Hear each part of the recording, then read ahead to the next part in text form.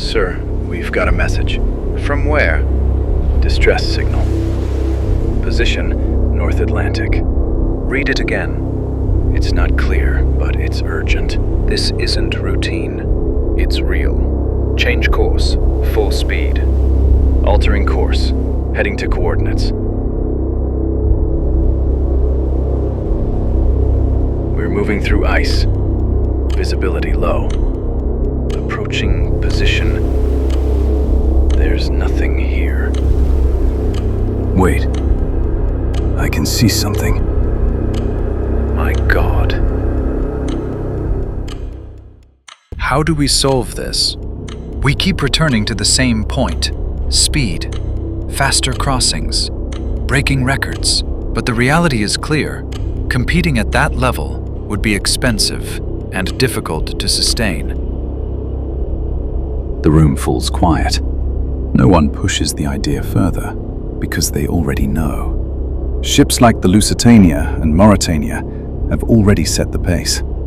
That race is already taken. For a moment, no one has an answer. And then, Why not build something different? Something larger, something more luxurious. it solves the problem, not by competing, but by redefining it. A ship built for scale, for comfort, for presence. Something that wouldn't need to be faster because it would stand apart. No one had ever seen anything like it before. A ship that massive, the Titanic, was a wonder. Built over nearly 3 years by more than 15,000 workers. Shaped from tens of thousands of tons of steel. Every part designed at a scale no one had attempted before. People gathered to see it, to stand near it, to be part of it. It didn't feel like a ship. It felt bigger than that. And when it began its journey, it carried more than passengers. It carried belief. Sir, we've got a message. Distress signal. Position, North Atlantic. What they were seeing had already been decided.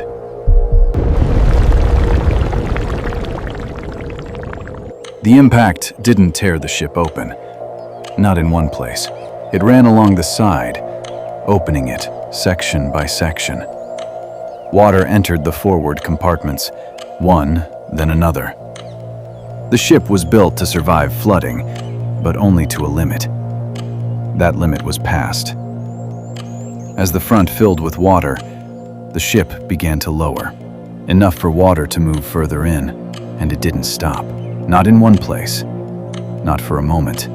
It kept moving, forward, deeper. And by the time anyone truly understood it, it was already too late.